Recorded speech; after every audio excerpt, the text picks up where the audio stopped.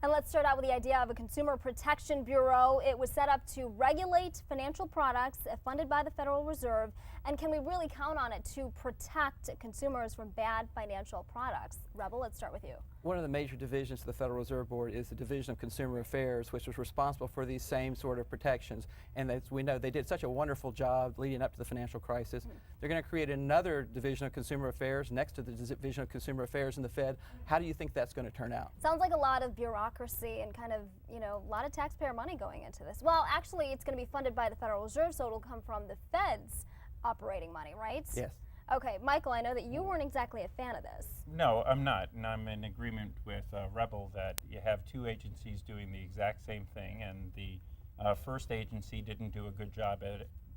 So maybe we should have eliminated the first agency, but we shouldn't have two agencies. But do you think this new agency has any negative consequences for the regional banks? I don't think it has any positive influences for the consumer that it's supposed to be protecting. Yeah, I think it's only effective as the person running it, so we'll see what happens there. Also, this other idea, mortgage reform and predatory lending, some obvious ideas that really should have been in place years ago. This bill sets origination standards for residential mortgages, makes sure that consumers can repay the loan, sets standards for independent appraisals, and limits incentive payments to mortgage originators. Now, obviously, this should have been in effect a long time ago, Rebel. This is just good old-fashioned banking. How did we get away from this? And that's how we got into this crisis, by getting away from this and lending to people who couldn't afford to repay their loans. Now, the flip side of this is that the bank's going to find themselves caught between this new rule and the existing consumer, the CRA legislation, which requires them to make loans to low and minority income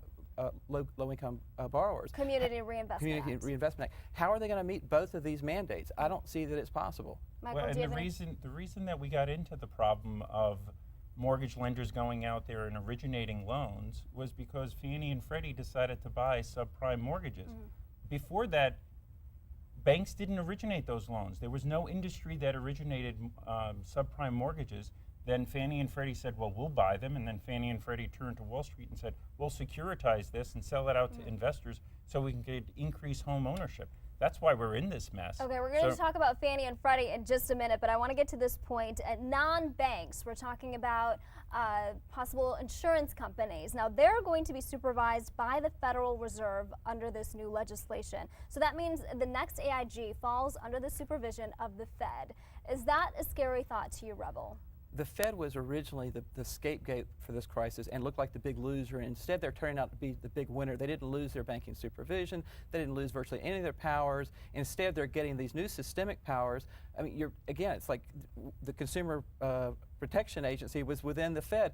How do you expect it to do better this time when it did so poorly last time? They're getting the benefit of the bigger entities, but there's a whole bunch of entities that are focused on the poor, where the legislation is taking away the lending capability of the banks, as in the CRA lending capabilities, and saying, oh, well, there's some industries that are exempt from the legislation, like payday lenders, like cash lenders, like auto dealers. So they're still going to be preying upon the poor with higher interest rates and not being regulated by anyone. Okay, let's talk about what is missing from this financial reform legislation that is about to be voted on in Congress.